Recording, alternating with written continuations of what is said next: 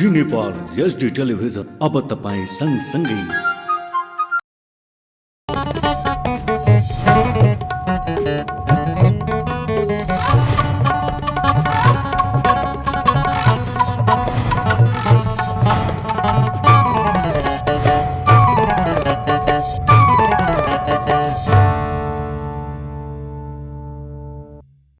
जी नेपाल न्यूजमा यहाँलाई स्वागत छ। म खेमा जोशी। सुरु गरौं प्रमुख समाचारका शीर्षकहरूबाट।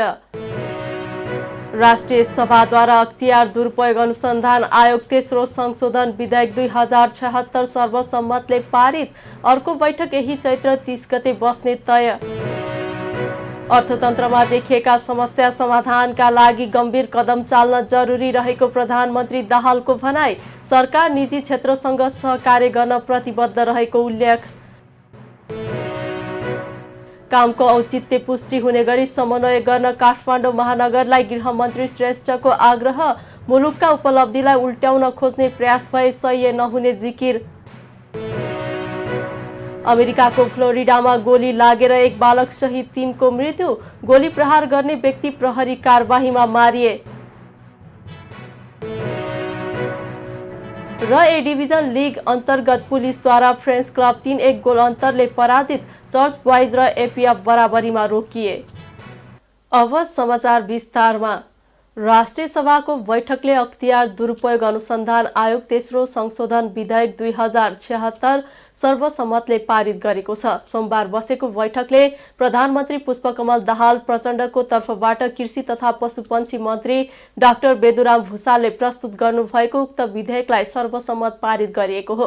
त्यस्तै बैठकले भ्रष्टाचार निवारण पहिलो संशोधन विधेयक 2076 लाई पारित गरेको छ। राष्ट्रिय सभामा उत्पत्ति भएका यी दुवै विधेयक अब सन्देश सहित प्रतिनिधि सभामा पठाइनेछ। त्यसअघि प्रस्तावमाथिको छलफलका क्रममा सांसदहरूले विधेयकलाई समय सापेक्ष बनाउनु पर्नेमा जोड दिनुभएको थियो भने मन्त्री भुसालले विधेयकहरूलाई प्रतिनिधि सभामा पनि गहन छलफल गरी समृद्ध तुल्याइने धारणा राख्नु भएको थियो। त्यस्तै बैठकमा प्रधानमन्त्रीका तर्फबाट मन्त्री डाक्टर भुसालले राष्ट्रिय सूचना आयोगको वार्षिक प्रतिवेदन 2078-79 तथा अख्तियार दुरुपयोग अनुसन्धान आयोगको 32औं वार्षिक 2078-79 प्रतिवेदन प्रस्तुत गर्नुभयो।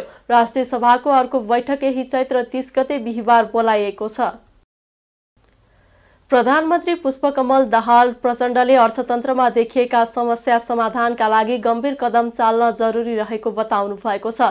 नेपाल चेम्बर अफ कमर्सको वार्षिक साधारण सभाको अवसरमा सोमबार काठमाडौँमा आयोजित कार्यक्रममा प्रधानमन्त्री प्रचण्डले आगामी आर्थिक वर्षको नीति कार्यक्रम र बजेट मार्फत केही नयाँ र गुणात्मक प्रकृतिका परियोजना अगाडि बढाउने र समस्या समाधानका लागि गम्भीर कदम चालिने बताउनुभयो। उहाँले आफूले विकास, समृद्धि र मुलुकको गुणात्मक प्रगति बाहेक केही सपना नदेखेको भन्दै सरकार निजी क्षेत्रसँग अर्थपूर्ण र प्रभावकारी सहकार्य गर्न प्रतिबद्ध रहेको धारणा राख्नुभयो।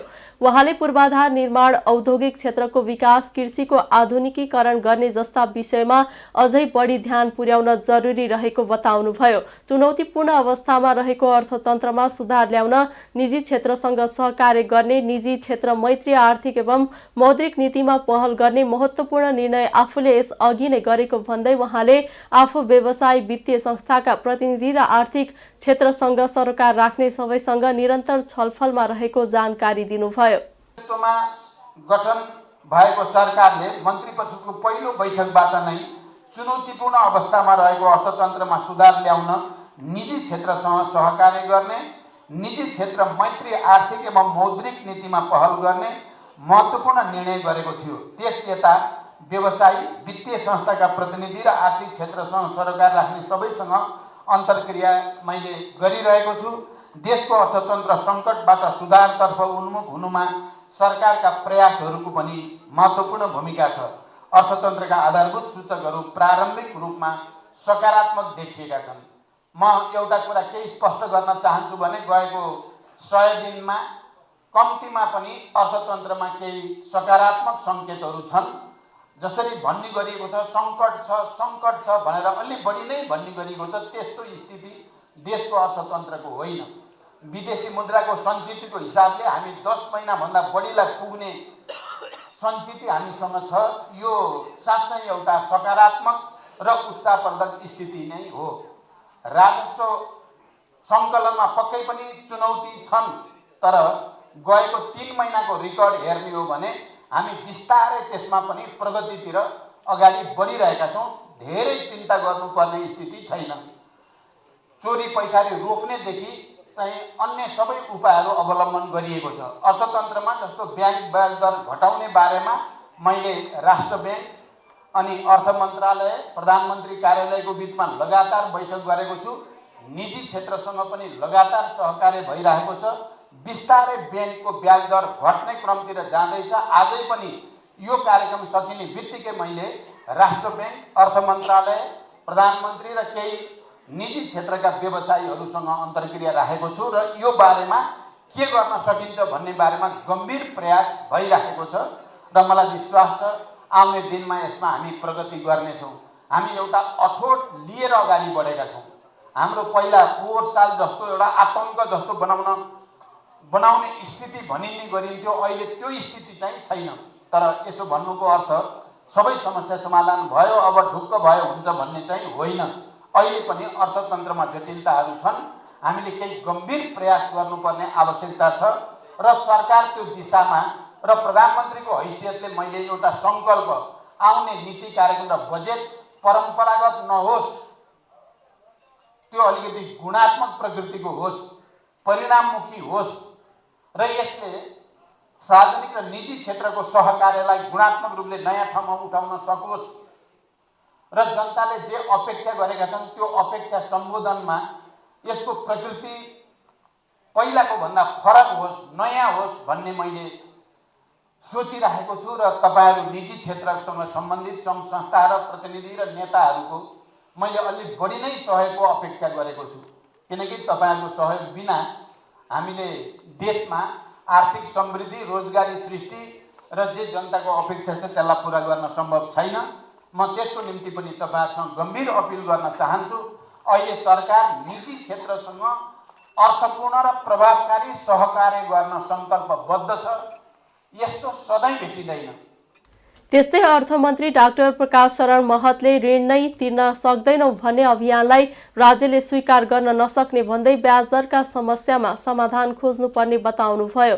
उहाँले निजी सहकार्य बिना मुलुकको आर्थिक वृद्धि तथा रोजगारी सम्भव नभएको भन्दै निजी व्यवसायीको समस्यालाई सरकारले आफ्नो समस्याका रूपमा लिँदै समाधानको बाटो खोजिने धारणा राख्नुभयो। पछिल्लो समय अर्थतन्त्रमा केही समस्या आएको भए पनि पुरै नकारात्मक नरहेको उहाँको भनाइ छ।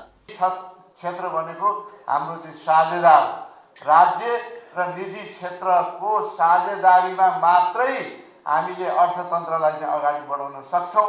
किनकि हामीले त यो भनेका छौँ कि राज्यले, सरकारले इसेन्सियल सर्भिसेस, सोसल सर्भिसेस, पूर्वाधारको विकासमा मूलभूत रूपमा केन्द्रित हुने हो। तर आर्थिक वृद्धिको, आर्थिक समृद्धिको, उद्योग व्यवसायको विस्तारको जिम्मेवारी निजी क्षेत्रको काँधमा छ। त्यसकारण निजी क्षेत्रको समस्या भनेको हाम्रो समस्या हो। किनभने तपाईँहरू चलायमान हुनु भएन भने आर्थिक वृद्धि सम्भव छैन, लगानी वृद्धि भएन भने आर्थिक वृद्धि सम्भव छैन, रोजगारी वृद्धि सम्भव छैन, त्यो भएन भने राजस्व वृद्धि सम्भव छैन।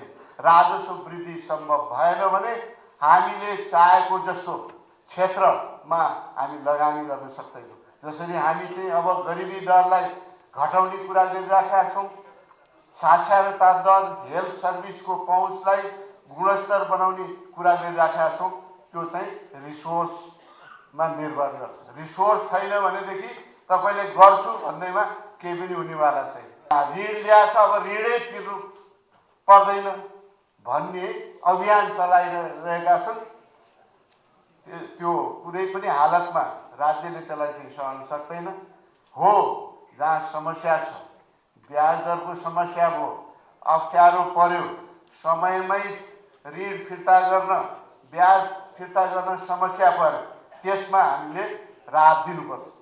दुईमा छैन, तर ऋण लिएको छु म फिर्दै गर्दिनँ भन्न कसैले पनि पाउँदैन। तर राहत दिनुपर्छ, ब्याज दरका समस्याहरूलाई एड्रेस गर्नुपर्छ। हामीले राष्ट्र ब्याङ्कसँग कुरा गरिराखेका छौँ। अहिले जुन टाइट मोनेटरी पोलिसीलाई चाहिँ राष्ट्र ब्याङ्कले सेन्ट्रल ब्याङ्कले फलो गरेको छ। हाम्रो यो चाहिँ त्यसको मूल लक्ष्य भनेको चाहिँ प्राइस कन्ट्रोल। कार्यक्रममा चेम्बर अफ कमर्सका अध्यक्ष राजेन्द्र मल्लले लघुवित्त लगायतका क्षेत्रमा देखिएका समस्या समाधानका लागि सरकार गम्भीर हुनुपर्ने बताउनुभयो। मुलुकको बृहत्तर आर्थिक समृद्धिका लागि नेपाल चेम्बर अफ कमर्सले आवश्यक सुझावहरू दिइरहेको र यसमा सरकारको पूर्ण सहयोग हुने अपेक्षा गर्नुभयो। उपप्रधानमन्त्री तथा गृहमन्त्री नारायण काजी श्रेष्ठले कामको औचित्य पुष्टि हुने गरी समन्वय गर्नको लागि काठमाडौँ महानगरलाई आग्रह गर्नुभएको छ। सोमबार चितवनको भरतपुरमा प्रेस सेन्टर चितवनले आयोजना गरेको पत्रकार सम्मेलनमा श्रेष्ठले संघीय सरकार, स्थानीय र प्रदेश सरकारसँग समन्वय गरेर संविधानले दिएको जिम्मेवारी पूरा गर्न प्रतिबद्ध रहेको भन्दै कामको औचित्य पुष्टि हुने गरी र तथ्य रूप दिने गरी समन्वय गर्नको लागि काठमाडौँ महानगरलाई आग्रह गर्नुभएको हो। काठमाडौँ महानगरका प्रमुखका बारेमा व्यक्तिगत रूपमा कुनै टिप्पणी नगर्ने भन्दै उहाँले बिना कारण बल प्रयोग गर्न अनुरोध मात्रै गर्न जानकारी दिएर नहुने स्पष्ट पार्नुभयो। उहाँले स्थानीय तहको कार्यक्षेत्रमा केन्द्र सरकारले कुनै हस्तक्षेप नगर्ने उल्लेख गर्नुभयो। त्यस्तै श्रेष्ठले राजनीतिलाई सकारात्मक दिशातर्फ लैजानका निम्ति सबैभन्दा पहिला आफूले आफैलाई हेर्नुपर्ने बताउनुभयो। उहाँले मुलुकका उपलब्धिलाई उल्टाउन खोज्ने प्रयास भए सह्य नहुने जिकिर गर्नुभयो। काठमाडौँ महानगरपालिकाको मेयरका बारेमा म अहिले व्यक्तिगत रूपमा कुनै टिप्पणी गर्न चाहन्न।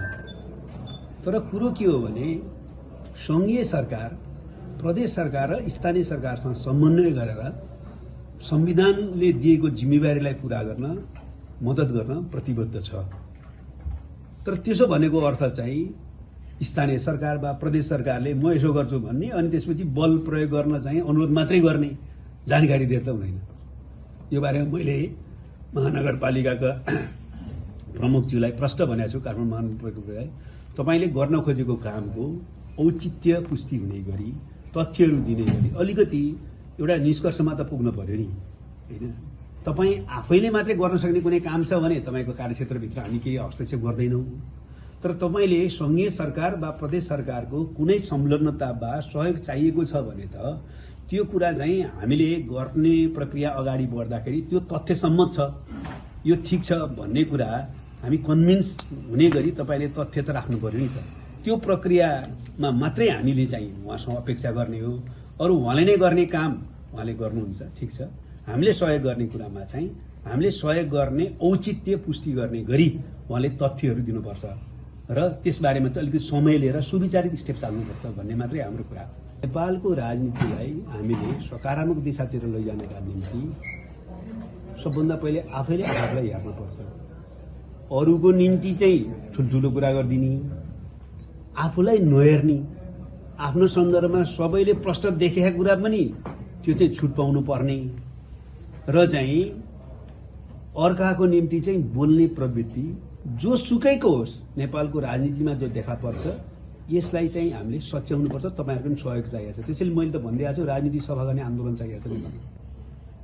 क्लिन पोलिटिक्स चेन्ज कन्ट्री भन्छु म चाहिँ। कारण त्यसबारेमा सबैले त क्लिन पोलिटिक्स भन्नलाई सबभन्दा पहिले त आत्मसमीक्षा गर्नु पर्यो नि। आत्मसमीक्षा गर्न तयार नहुने हाम्रो उखान छ नि एउटा, अर्काको आङमा चाहिँ आफ्नो आङमा भैँसी पनि नदेख्ने, अर्को आङमा के पनि देख्ने भन्ने छ नि, त्यसो गरेर चाहिँ हुँदैन। त्यसैले तर म व्यक्तिगत रूपमा कसैमाथि म टिप्पणी गर्न चाहन्न। जहाँसम्म भ्रष्टाचारको कुरा हो, नेपालको राज्य संयन्त्रमा वा नेपाली समाजमा यो एउटा रोगको रूपमा छ भनेर हामी सबैलाई थाहा छ। कुरा यो छ कि पहिलो प्राथमिकता चाहिँ हाम्रो राष्ट्रिय सार्वभौमिकता, भौगोलिक अखण्डतासँग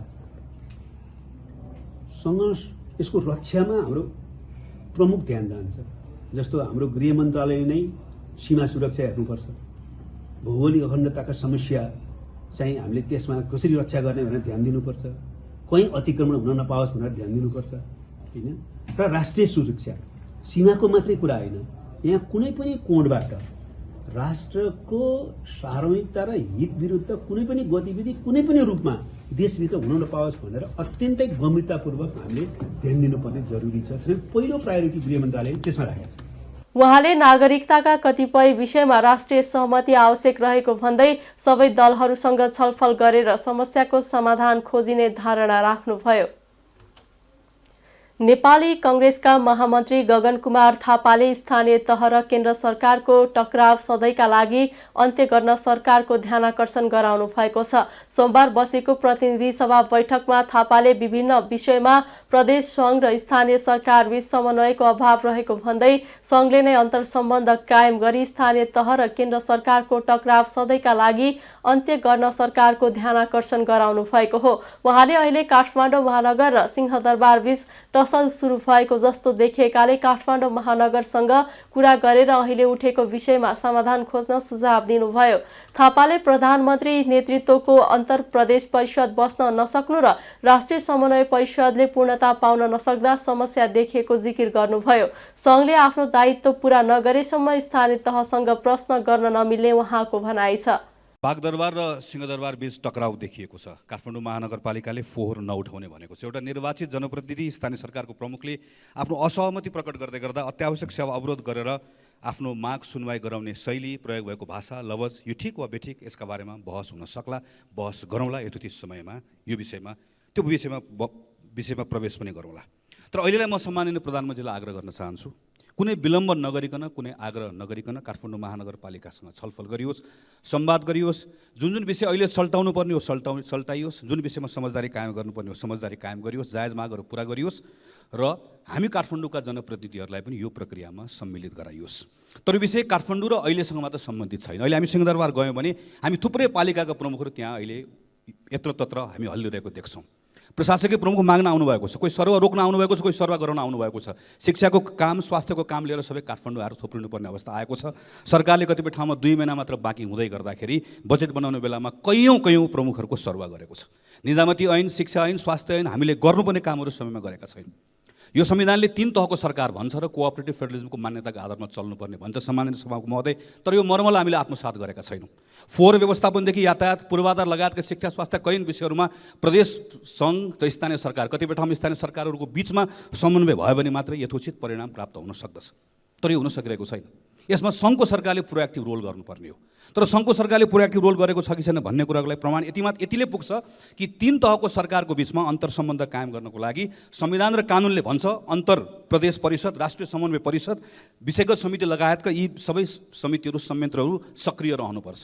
अहिले हामीले हेऱ्यौँ भने प्रधानमन्त्री अध्यक्ष रहेको अन्तर प्रदेश परिषदको बैठक 2076 सालदेखि बस्न सकेको छैन। राष्ट्रिय समन्वय परिषदको त अहिलेसम्म पूर्णता पनि पाएको छैन। मन्त्रीहरूले नेतृत्व गर्नुपर्ने कतिपय संयन्त्रहरूको बैठकै बसेको छैन, जसको कारणले गर्दा काठमाडौँको महानगरले उठाउनु भएको कतिपय विषय, महानगर प्रमुखले उठाउनु भएको कतिपय विषयहरू मन्त्रीलाई भेटघाट गर्ने कुरामा किन सीमित भएको छ भने त्यहाँ सक्रिय हुनुपर्ने संयन्त्रहरू सक्रिय भएको छैन। समस्या स्थानीय सरकारमा पनि छ।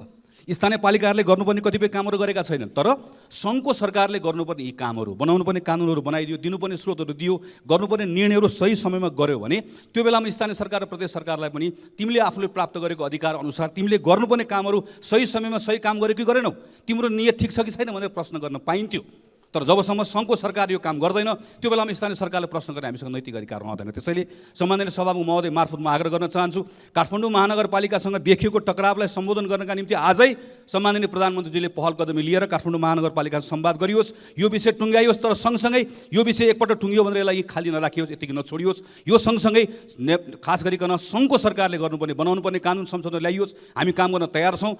यो संयन्त्रलाई क्रियाशील बनाउनुपर्ने संयन्त्रलाई क्रियाशील बनाइयोस् र स्थानीय सरकारहरू काठमाडौँमा आएर सिंहदरबार वरिपरि घुम्नुपर्ने अवस्थालाई अन्त्य गरियोस्, यो माग राख्न चाहन्छु। त्यस्तै बैठकमा एमाले नेता रघुजी पन्तले भारतीय सुरक्षा संयन्त्र अमृतपाल सिंहलाई खोज्न नेपाल आउनु कानुन विपरीत भएकाले सरकारले गम्भीर ध्यान दिनुपर्ने बताउनुभयो। उहाँले बाह्य देशको सुरक्षाकर्मीलाई नेपालको कुनै पनि कानुनले नेपालभित्र पसेर खोजबिन गर्ने अधिकार नदिएकाले पनि सरकार सतर्क हुनुपर्ने जिकिर गर्नुभयो। अमृतपाल खोज्न भारतीय सुरक्षाकर्मी नेपाल आउँदा मुलुककै सुरक्षा संयन्त्रमाथि अविश्वास पैदा भएको उहाँको भनाइ छ। बाँकेको जमुना नाका भएर भारतीय सुरक्षा संयन्त्रका कर्मचारीहरू नेपाल प्रवेश गरेका छन् र उनीहरू अमृतपाल खोज्न भनेर आएका छन् भन्ने समाचारहरू छापेको छ। कुनै पनि बाह्य देशको सुरक्षाकर्मीलाई नेपालको कुनै पनि कानुनले नेपालभित्र पसेर त्यसरी खोजबिन गर्ने अधिकार दिएको छैन। नेपाल एउटा स्वतन्त्र सार्वभौम देश हो। यसले आत्मनिर्णयको अधिकार आफै प्रयोग गर्छ। यसले ठुला अरू देशबाट भागेर आएका अपराधीहरूलाई पनि नेपालको सुरक्षा संयन्त्रले पक्रेको छ। उदाहरणको लागि हामी चार्ल्स सोब्राजको घटना हेर्न सक्छौँ। धेरै देशको सुरक्षा संयन्त्रलाई छल्यो तर नेपालमा आएर पक्राउ परेर जेल जीवन बिताएर गयो। हाम्रो सुरक्षा संयन्त्रमाथि अविश्वास उत्पन्न हुने गरी भारतीय सुरक्षा कर्मीहरू यहाँ आएर यसरी खोजिरहेका छन् अमृतपाल सिंहलाई भन्दाखेरि हाम्रो सुरक्षा संयन्त्रमाथि अविश्वास उठ्यो र नेपालको कानुनले यो एलाउ गर्दैन भने यसरी बाह्य देशका सुरक्षा कर्मीहरू नेपालभित्र बलजफ्ती पस्ने कुरा उपयुक्त होइन। नेपाल सरकारले यसबारेमा अविलम्ब नेपाली जनता र यो संसदलाई जानकारी गराउनुपर्छ। त्यति मात्र होइन सभामुख महोदय, पटक खुला सिमानाको दुरुपयोग भएर यता अपराध गरेर उता जाने, उता अपराध गरेर यता आउने लामो समयदेखि यस्तो प्रक्रिया चलिरहेको हुँदाखेरि यो खुला सिमाना तस्करीको अपराधको अखडा हुने एउटा उदाहरणहरू पटक देखेको हुँदाखेरि यो खुला सिमानालाई नियन्त्रण गर्न र बाह्य यस्तो हस्तक्षेपलाई, बाह्य सुरक्षा कर्मीहरू यसरी आउने प्रक्रियालाई रोक्न नेपाल सरकारले के सोचिरहेको छ र यो घटनाबारे नेपाल सरकारले अविलम्ब संसदलाई जानकारी गराओस् भन्ने सभामुख महोदय मार्फत माग राख्न चाहन्छु। अहिले विखण्डनको आन्दोलन गरेका अमृतपाललाई भारतीय प्रहरले खोजिरहेको छ भने उनी नेपाल आएको हुन सक्ने भन्दै नेपाल स्थित भारतीय दूतावासले नेपाललाई पत्र समेत लेखेको समाचार प्रकाशित भएका थिए। राष्ट्रिय स्वतन्त्र पार्टी रासपाले आफ्ना सांसदको अडियो प्रकरणले समग्र प्रतिनिधि सभा र सांसदहरूको सम्मानमा चोट पुगेको भन्दै माफी मागेको छ। प्रतिनिधि सभाको सोमबारको बैठकमा रासपाका प्रमुख सचेतक सन्तोष परियारले आफ्ना सांसद ढाका कुमार श्रेष्ठले विवादित मेडिकल व्यवसायी दुर्गा प्रसाईसँग 2 करोड मागेको विषयमा पार्टीले अनुसन्धान सुरु गरिसकेको जानकारी दिँदै यसका कारण प्रतिनिधि सभा र सांसदहरूको सम्मानमा चोट पुगेको भन्दै माफी माग्नु भएको हो। यस घटनालाई गम्भीर रूपमा लिएको र अडियो सार्वजनिक भए लगत्तै 3 दिनभित्र प्रतिवेदन दिन अनुशासन तथा आचरण समितिलाई निर्देशन दिएको उहाँले जानकारी दिनुभयो। राष्ट्रिय स्वतन्त्र पार्टीको समानुपातिक निर्वाचन प्रणालीबाट निर्वाचित सांसद डाक्टर ढाका कुमार श्रेष्ठको हालै सञ्चार माध्यमहरूमा सार्वजनिक भएको टेलिफोन संवादलाई राष्ट्रिय स्वतन्त्र पार्टीले गम्भीर रूपमा लिएको छ। उक्त अडियो रेकर्ड सार्वजनिक भए लगत्तै हाम्रो पार्टीले उक्त टेलिफोन वार्ताका सम्बन्धमा सत्य तथ्य छानबिन गरी 3 दिनभित्र केन्द्रीय समितिमा प्रतिवेदन पेश गर्न पार्टीको केन्द्रीय अनुशासन तथा आचरण समितिलाई निर्देशन दिएको छ भने यो छानबिन पुरा नभएसम्मका लागि सांसद तथा पार्टीका साधारण सदस्यका हैसियतले समेत कुनै पनि काम कारबाही नगराउन समेत डाक्टर श्रेष्ठलाई निर्देशन दिएको छ। त्यस्तै केन्द्रीय अनुशासन तथा आचरण समितिले हिजै यस सम्बन्धमा 24 घण्टाभित्र स्पष्टीकरण पेश गर्न डाक्टर श्रेष्ठलाई निर्देशन दिएको छ। हामी यहाँ बैठक बसिरहँदा सम्भवतः उहाँको स्पष्टीकरण आइसकेको होला र छानबिनको प्रक्रिया अघि बढ्यो होला भन्ने म सामान्य सभामुख समक्ष यो जानकारी राख्न चाहन्छु। राष्ट्रिय स्वतन्त्र पार्टी सुशासन र भ्रष्टाचार विरुद्धको अभियानलाई आफ्नो प्रमुख अभियान ठान्दछ। राष्ट्रिय स्वतन्त्र पार्टी लोकतन्त्रलाई मान्दछ। राष्ट्रिय स्वतन्त्र पार्टी संविधानवादलाई मान्दछ। राष्ट्रिय स्वतन्त्र पार्टी विधि र विधानलाई मान्दछ। यसो भनिरहँदा हामीलाई लाग्दछ भ्रष्टाचारीको कुनै जाति हुँदैन, कुनै वर्ग हुँदैन र यो घटनालाई राष्ट्रिय स्वतन्त्र पार्टीले गम्भीर रूपमा लिएको छ। यसो भनिरहँदा सामान्य सभामुख महोदय, नेपालको राजनीतिमा यो घटना पहिलो भनी होइन। यस्ता घटना विगतमा पनि भएका छन्, तर सबैको सत्य तथ्य छानबिन हुन सक्यो भने अझै लोकतन्त्रप्रतिको हाम्रो प्रतिबद्धता अझ प्रतिबद्ध हुन्छ भन्ने हामीलाई लाग्दछ। म यो सम्माननीय सभामुख मार्फत माननीय प्रतिनिधि सभा सदस्यहरूलाई हाम्रो प्रतिनिधि सभा सदस्य मार्फत घटेको घटनाले तपाईँहरूको सम्मानमा परेको चोटप्रति हामी क्षमा प्रार्थी चाहन्छौँ र यो सम्माननीय संसदको गरिमा बढाउने राष्ट्रिय स्वतन्त्र पार्टीको यो अभियानमा हामी अछुण्ड रहनेछौँ र यो घटनाले हामीलाई कतै पनि विचलित गर्ने छैन भनी यहाँहरूलाई जानकारी गराउन चाहन्छु। भविष्यमा पनि यस्ता घटनाहरूबाट संसदीय दलभित्र रहेका राष्ट्रिय पार्टीहरू यस्ता घटनाबाट पर रहनुपर्छ र लोकतन्त्रलाई अझ सुदृढ अझ समृद्ध बनाउनुपर्छ भन्ने जानकारी गर्दै म राष्ट्रिय स्वतन्त्र पार्टीका तर्फबाट यो घटनाले पर्नको संसदको गरिमामा पर्न भएको मानमर्दनलाई क्षमा प्रार्थी भन्दै मेरो कुरा यही टुङ्ग्याउँछु। धन्यवाद। भ्रष्टाचारीको जाति र वर्ग नहुने भन्दै परियारले यस्ता घटना विगतमा पनि भएको र सबै घटना छानबिन हुन सके लोकतन्त्र प्रतिको प्रतिबद्धता अझ बढ्ने धारणा राख्नुभयो। सशस्त्र द्वन्द्वका कारण पीडित सुरक्षाकर्मीका परिवारले काठमाडौँमा धरना दिएका छन्। पीडकलाई उन्मुक्ति दिन ल्याइएको विधेयक संशोधन गर्नुपर्ने भन्दै द्वन्द्व पीडित सुरक्षाकर्मी परिवार संस्थाले सोमबार काठमाडौँको नयाँ बानेश्वरमा धरना दिएका हुन्। उनीहरूले सशस्त्र युद्धका बेला ज्यान गुमाएका र अङ्गभङ्ग भएका व्यक्तिका परिवारलाई क्षतिपूर्तिको माग गर्नुका साथै पीडकलाई उचित सजायको व्यवस्था गर्न माग गरेका छन्। यसअघि पनि द्वन्द्वमा बेपत्ता पारिएका व्यक्तिको छानबिन र सत्य निरूपण तथा मेलमिलाप आयोग ऐनले आफूहरूमाथि विभेद गरेको उनीहरूको आरोप छ। लुम्बिनी प्रदेशको राजधानी स्थल दाङ देउखुरीको गढवा गाउँपालिका 1 बडहरामा रहेको कुलपानी हरित पार्क पछिल्लो समय आन्तरिक पर्यटकहरूको गन्तव्य स्थलको रूपमा विकास हुन थालेको छ। धार्मिक क्षेत्रको रूपमा मानिने कुलपानीलाई पछिल्लो समय हरित पार्कको रूपमा विकास गरेसँगै अहिले आन्तरिक पर्यटकहरूका लागि आकर्षक केन्द्रबिन्दुका रूपमा परिणत हुन थालेको छ। सन्तोष कुमार गुप्ताको एक रिपोर्ट। लुम्बिनी प्रदेशको राजधानी स्थल समेत रहेको दाङ देउखुरीको गढवा गाउँपालिका 1 बडहरामा रहेको कुलपानी हरित पार्कले पछिल्लो समय आन्तरिक पर्यटकलाई मनै लोभ्याएको छ।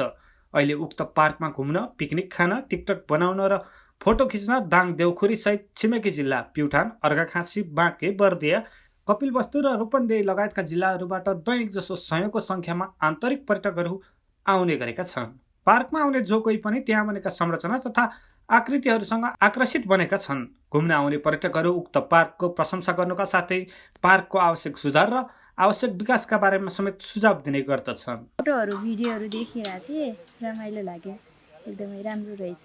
पिकनिक आउने खालको अथवा ग्रुपिङमा आउने खालको रहेछ, राम्रो लाग्यो। तपाईँहरू पनि आउनु होला। फोटोहरू देखिरहेको थिएँ अनि राम्रो देखेँ अनि आउँदाखेरि पनि राम्रो रहेछ। सबै घुम्ने ठाउँ राम्रो छ, तपाईँहरू नि आउनु होला। पर्यटकीय स्थल त हुनैपर्छ जहाँ पनि, होइन? त्यहाँ त्यो भयो भने चाहिँ अब त्यहाँनिर स्थानीय बासिन्दाहरूको पनि आर्थिक स्थितिहरू केही सुधार भएर जान्छ। त्यसै गरी यहाँ हामीहरू म त 5 पटक आइसकेँ, होइन? धेरै पटक, जति पटक आइरहेको छु त्यति पटक सुधार भएको देखिरहेको छु। यद्यपि यहाँनिर चाहिँ सुधार हुनुपर्ने धेरै कुराहरू देखिन्छ। यहाँनिर कम्तीमा पनि 2वटा ताल छ, यतातिर 2वटा ताल छ। अनि यहाँनिर चाहिँ नि ताल त 2वटा छ, बोट एउटै छ।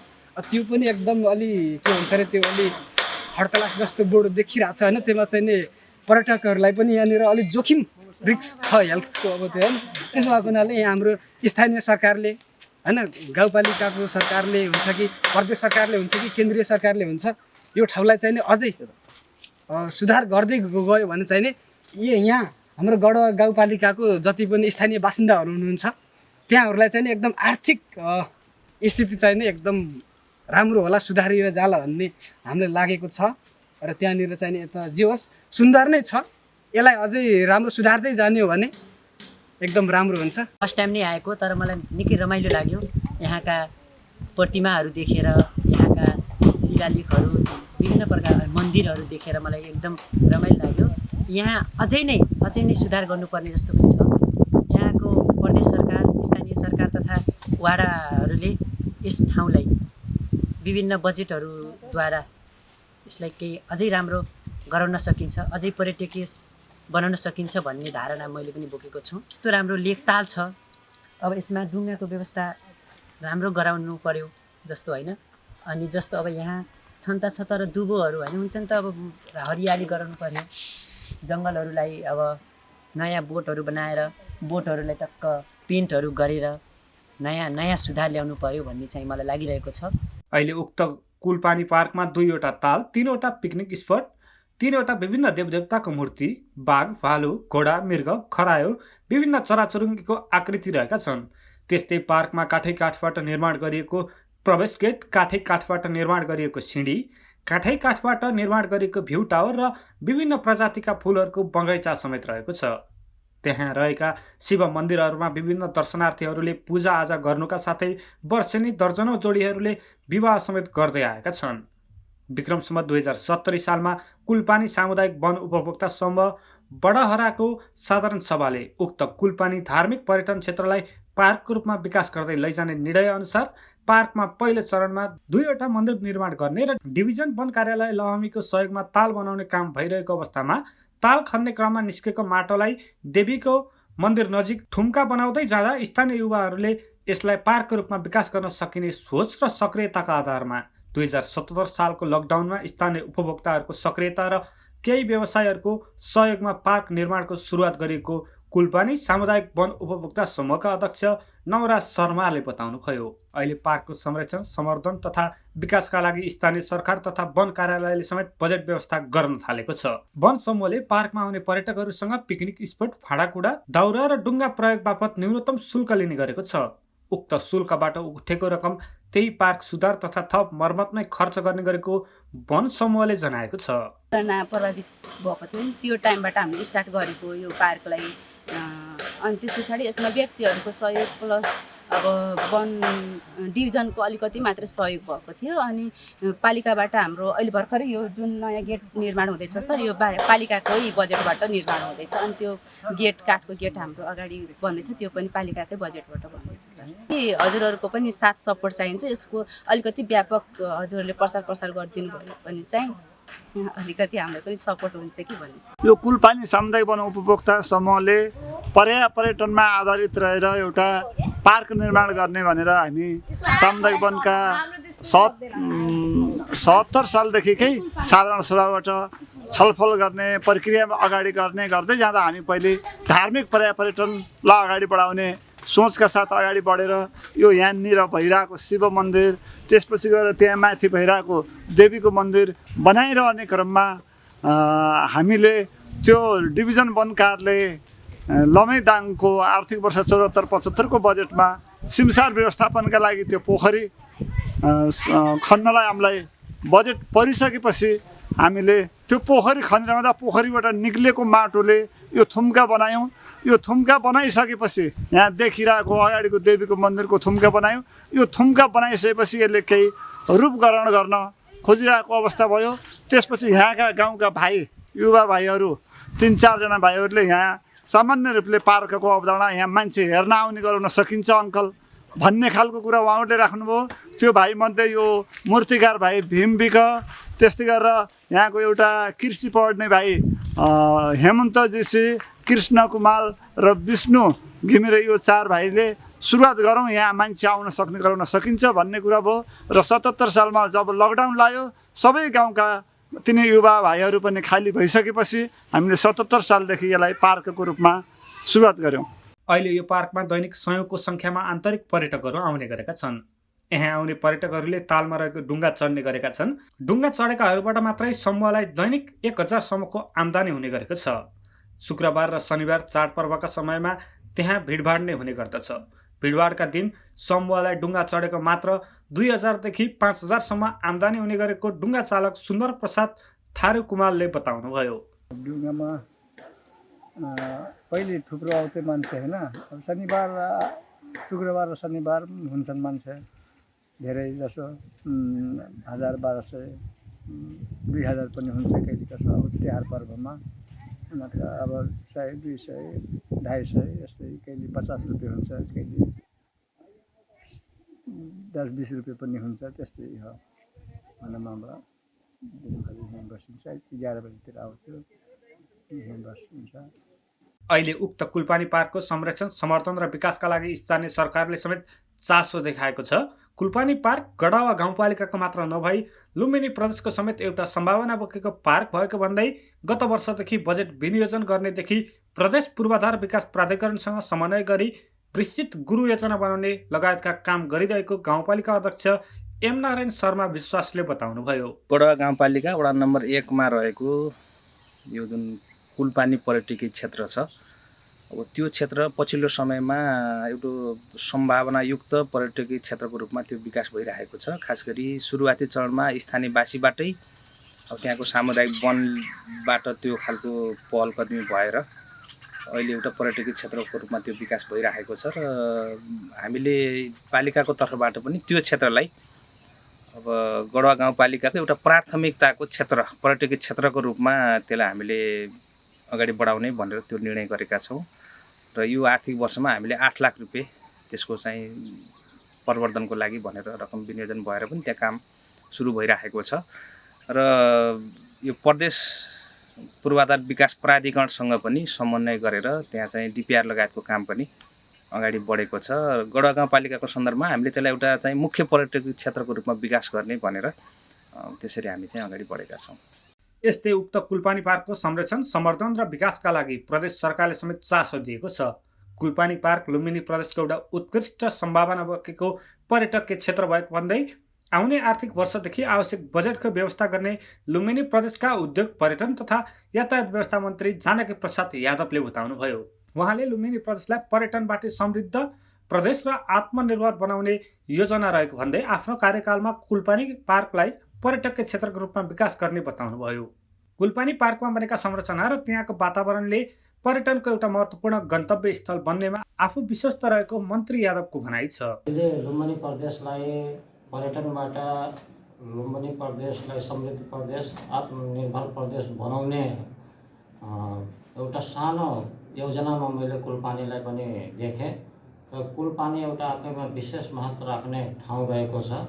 त्यहाँको सुन्दरीकरण, तालतलैया, त्यहाँको काठको पुल र त्यहाँ सानो डुङ्गा चलाइराखेको देखेँ मैले र त्यहाँ पर्यटकहरूको अत्यन्तै सम्भावना रहेको ठाउँ मैले महसुस गरेँ र त्यो अलिकति प्रचार प्रसार नभएको कारणले त्यो ठाउँ पछाडि परेको र मैले त्यहाँका साथीहरूलाई, त्यो सामुदायिक वनका समितिहरूलाई भनेर आएको थिएँ। म मेरो कार्यकाल रह्यो भने मैले यसलाई एउटा राम्रो पर्यटकीय स्थलको रूपमा विस्तारित गर्नेछु र आउने आर्थिक वर्षमा बजेट पनि मैले राम्रो छुट्याएर यसलाई एउटा राम्रो पर्यटकीय स्थल बनाएर लुम्बिनी प्रदेशलाई चिनाउने गरी एउटा सम्भावनाको, पर्यटकहरू भित्र्याउने एउटा सम्भावनाको अवसर मैले निर्माण गर्नेछु। यसरी देशका विभिन्न ठाउँमा रहेका पर्यटकीय क्षेत्रहरूको आवश्यक संरक्षण, विकास तथा प्रचार प्रसार हुनु आवश्यक देखिन्छ।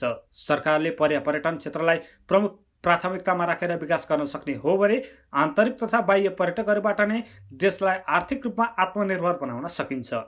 तसर्थ यस्ता पर्यटकीय सम्भावना बोकेको कुलपानी पार्क जस्ता पर्यटकीय क्षेत्रको विकास तथा प्रचार प्रसारतर्फ राज्यका तिनै तहको ध्यान जान जरुरी छ। जी नेपाल 4K टेलिभिजनका लागि लुम्बिनी प्रदेशको राजधानी दाङ देउखुरीबाट सन्तोष कुमार गुप्ताको रिपोर्ट। बाँके युनेस्को क्लबद्वारा कतार च्यारिटी नेपाल संघको साझेदारीमा बैजनाथ गाउँपालिका स्थित लायन्स गावर पार्क परिसरमा सरसफाई सुविधा प्रवर्धन गर्ने उद्देश्यले निर्माण गरिएका शौचालयहरू पार्क व्यवस्थापनलाई हस्तान्तरण गरिएको छ। क्लबद्वारा कतार च्यारिटी नेपालको सहयोगमा सञ्चालित स्वास्थ्य तथा सरसफाई सुविधामा वृद्धि गर्न खानेपानी प्रणाली सहित हात धुने स्टेसन निर्माण कार्यक्रम अन्तर्गत गावर पार्कमा ती शौचालय निर्माण गरिएका हुन्। हस्तान्तरण कार्यक्रमको आयोजना गरेर पार्क परिसरमा निर्माण गरिएका पुरुषका लागि 2, महिलाका लागि 1 र अपाङ्गता भएका व्यक्तिका लागि 1 गरी 4वटा शौचालय बाँके युनेस्को क्लबका अध्यक्ष रवि तुलाधार, प्रमुख संरक्षक प्रजेब अली सिद्दिकी र उपाध्यक्ष पञ्चम गुरुङले संयुक्त रूपमा पार्कका अध्यक्ष युवराज शाह, वडा नम्बर 1 का वडा अध्यक्ष रूपबहादुर मल्ल र गावर होमस्टेका अध्यक्ष कृष्ण चौधरीलाई हस्तान्तरण गरे। निर्माण गरिएका शौचालयमा पानी तान्नको लागि मोटर, हाते पम्प र शौचालयमा पानी आपूर्तिका लागि प्लास्टिकको ट्याङ्की र 4वटा हात धुने ट्याप समेत जडान गरिएको क्लबका कार्यकारी निर्देशक साजिद अली सिद्दिकीले बताउनुभयो। सो अवसरमा बोल्दै वडा नम्बर 1 का वडा अध्यक्ष मल्लले यसअघि गावर पार्कमा आउने आन्तरिक पर्यटकका लागि सरसफाई र सरसफाईको सुविधा नभएको तथा शौचालय नहुँदा समस्या भोग्नु परेकोमा अब सहज हुने बताउनुभयो। गावर होमस्टेका अध्यक्ष कृष्ण चौधरीले गावरमा पर्यटकको सुविधाका लागि अत्यावश्यक रहेको शौचालय तथा पानीको व्यवस्था कतार च्यारिटी र बाँके युनेस्को क्लबको संयुक्त आयोजनामा निर्माण गरेर परोपकारी सहयोग गरिएको बताउनुभयो। लायन्स गावर पार्कका अध्यक्ष युवराज शाहले कृतज्ञता व्यक्त गर्दै नवनिर्मित यस सरसफाई र सरसफाई सुविधाबाट ठूलो संख्यामा पार्कमा आउने पर्यटक लाभान्वित हुने बताउनुभयो। हस्तान्तरण कार्यक्रममा क्लबका अनुगमन मूल्याङ्कन अधिकृत अनुप वर्मा र फिल्ड सुपरभाइजर सुदीप गौतमको पनि उपस्थिति रहेको थियो। बाँके कारागारमा हाल 839 कैदी बन्दी छन्। महिला थुनुवालाई बर्दिया स्थानान्तरण गरी 2वटै ब्लकमा पुरुष कैदी बन्दी मात्रैलाई राखिएको बाँके कारागारको ब्लक ए मा 617 जना र ब्लक बी मा 232 कैदी बन्दी राखिएको छ। ब्लक ए 250 क्षमताको हो भने ब्लक बी 100 क्षमताको हो। क्षमता भन्दा बढी कैदी बन्दी हुँदा थुनुवाहरू कोचाकोचको स्थितिमा बस्न बाध्य छन्। तर 3000 बन्दी राख्ने क्षमता सहित बाँकेको 9 बस्तामा 9 बिघाको क्षेत्रफलमा बनेको सुविधा सम्पन्न क्षेत्रीय कारागार सञ्चालनमा आउन सकेको छैन। सरकारी अधिकारीले क्षेत्रीय कारागार छिट्टै सञ्चालनमा आउने बताए पनि अर्थ मन्त्रालयले बजेट रोकिदिएका कारण क्षेत्रीय कारागार कहिले सञ्चालनमा आउँछ भन्ने कुराको कुनै टुङ्गो छैन। कारागारका जेलर अन्जुन जङ शाहले अर्थ मन्त्रालयले बजेट रोकिदिएकाले कर्मचारी व्यवस्थापन हुन नसक्दा क्षेत्रीय कारागार सञ्चालनमा आउन नसकेको जानकारी दिनुभयो। ट्रायलको रूपमा नमुना प्रोजेक्ट लागू गर्ने लक्ष्यका साथ सानातिना मुद्दामा परेका थुनुवालाई राख्ने उद्देश्यले निर्माण गरिएको खुल्ला कारागार सञ्चालन कार्यविधि बन्न नसक्दा सञ्चालनमा आउन नसकेको हो। सरकारी उदासीनताकै कारण करोडौं लगानी गरेर निर्माण गरिएका भौतिक संरचना त्यत्तिकै थन्किएका छन्। अधिकारकर्मीद्वारा कारागार अनुगमन, क्षेत्रीय कारागार र खुला कारागार शीघ्र सञ्चालनमा ल्याउन माग कैदी बन्दीद्वारा अधिकारकर्मी समक्ष अदालतबाट समयमै फैसला र कैदी पूर्जीको जानकारी नआउने गरेको गुनासो आएपछि अधिकारकर्मीले बाँके कारागारको अवस्थाका बारेमा अनुगमन गरेका छन्। नेपालगञ्ज उपमहानगरपालिका वडा नम्बर 2 मा रहेको प्रसिद्ध बागेश्वरी मन्दिर परिसर भित्रको नेपालकै एकमात्र जुङ्गे महादेवको मूर्ति भएको मन्दिर पुनः निर्माण गरिने भएको छ। नेपालगञ्ज उपमहानगरपालिकाले मन्दिर पुनः निर्माणका लागि 2 करोड रुपैयाँ बजेट विनियोजन गरेपछि टेन्डर आह्वान गरी काम सुरु भएको हो। जुङ्गे महादेवको प्रतिमा रहेको मन्दिर तालमाथि छ। मन्दिर पुनः निर्माणका लागि तालको पानी सुकाई मन्दिर र मूर्ति यथावत राखेर प्रवेश मार्ग र पूजा गर्ने क्षेत्र फराकिलो बनाउन लागेको हो।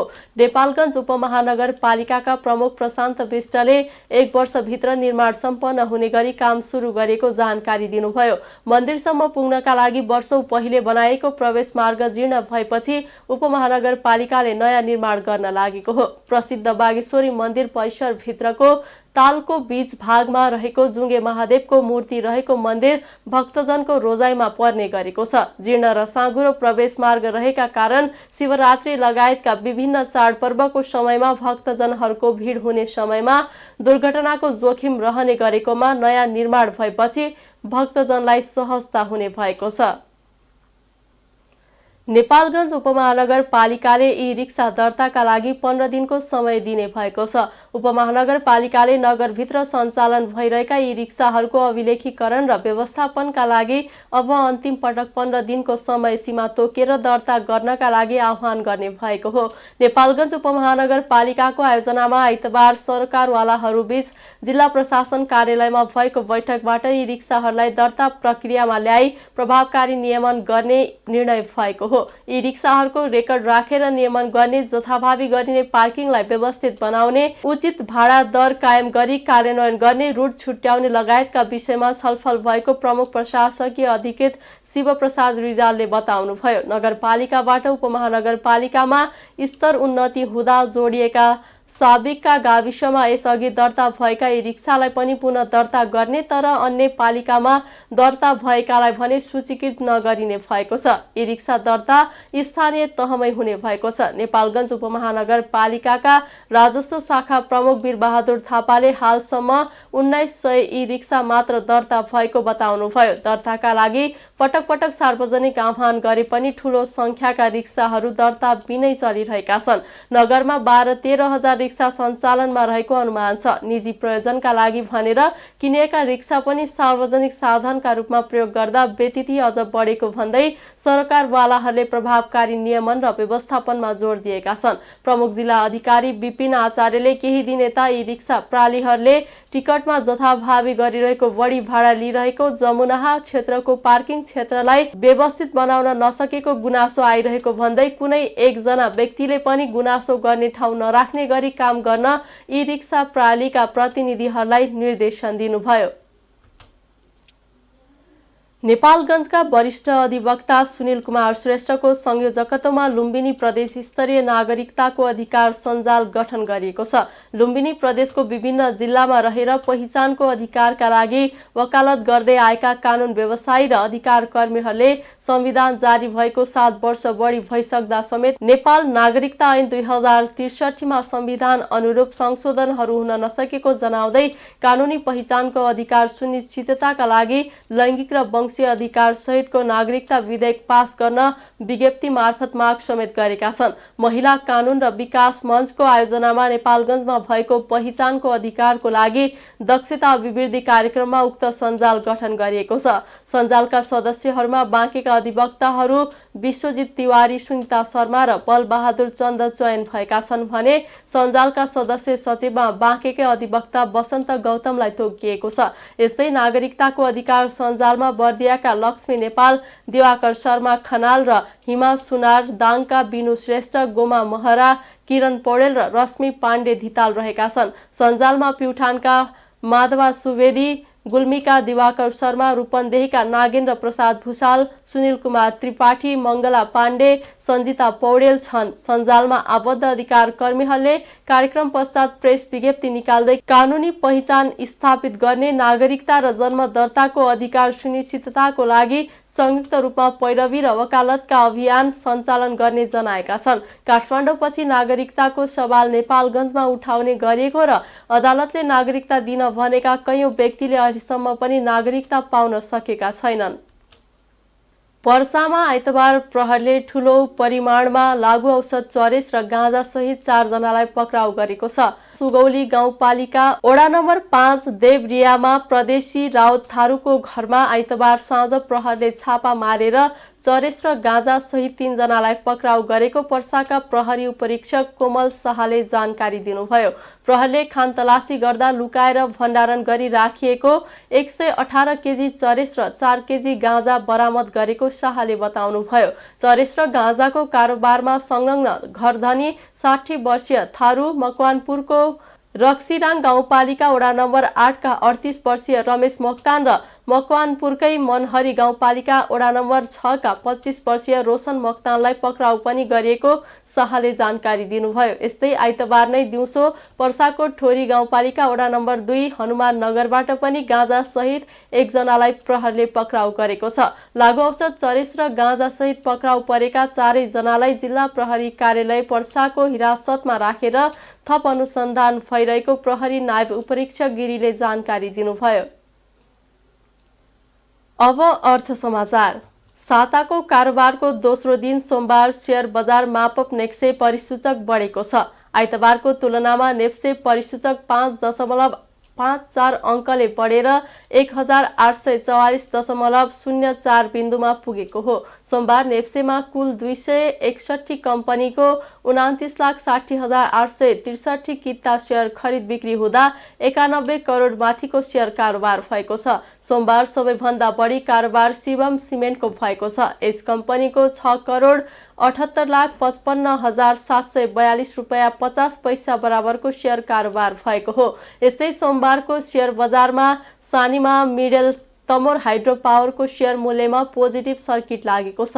यस अलावा कालिचोक दर्शन लिमिटेड, बाराही हाइड्रो पावर, मन्दा किनी हाइड्रो पावर, शुभम पावर र बुद्धभूमि नेपाल हाइड्रो पावरका लगानीकर्ता पनि मालामाल भएका छन्। अब अन्तर्राष्ट्रिय समाचार।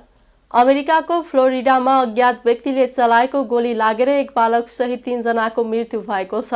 फ्लोरिडाको एक घरमा प्रवेश गरेका ती अज्ञात व्यक्तिले गोली प्रहार गरेका हुन्। गोली प्रहार गर्ने व्यक्ति प्रहरी कारबाहीमा मारिएका छन्। पारिवारिक विवादका कारण गोली प्रहार गरेको हुन सक्ने स्थानीय प्रहरीको अनुमान छ। अमेरिकामा वर्षेनी हुने गरेको गोली काण्डमा सयौंको मृत्यु हुने गरेको छ।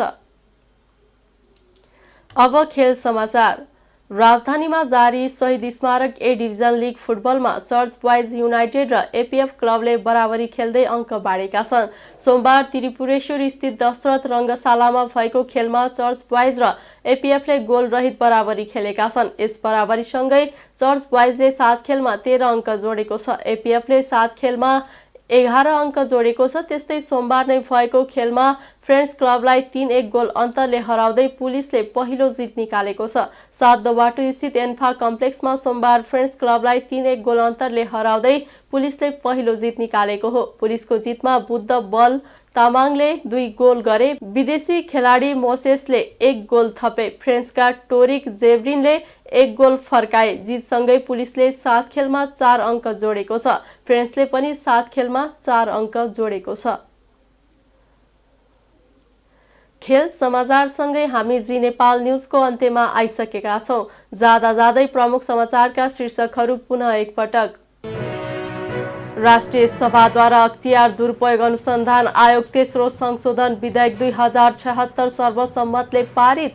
अर्को बैठक यही चैत्र 30 गते बस्ने तय। अर्थतन्त्रमा देखिएका समस्या समाधानका लागि गम्भीर कदम चाल्न जरुरी रहेको प्रधानमन्त्री दाहालको भनाई। सरकार निजी क्षेत्रसँग सहकार्य गर्न प्रतिबद्ध रहेको उल्लेख। कामको औचित्य पुष्टि हुने गरी समन्वय गर्न काठमाडौँ महानगरलाई गृहमन्त्री श्रेष्ठको आग्रह। मुलुकका उपलब्धिलाई उल्ट्याउन खोज्ने प्रयास भए सह्य नहुने जिकिर। अमेरिकाको फ्लोरिडामा गोली लागेर 1 बालक सहित 3 को मृत्यु। गोली प्रहार गर्ने व्यक्ति प्रहरी कारबाहीमा मारिए। र ए डिभिजन लिग अन्तर्गत पुलिसद्वारा फ्रेन्ड्स क्लब 3-1 गोल अन्तरले पराजित। चर्च बोइज र एपिएफ बराबरीमा रोकिए। प्रमुख समाचारका शीर्षकसँगै अहिलेका लागि जी नेपाल न्युज सकियो। ताजा समाचार र मनोरञ्जनका लागि जी नेपाल 4K टेलिभिजन हेर्दै गर्नुहोला। नमस्कार।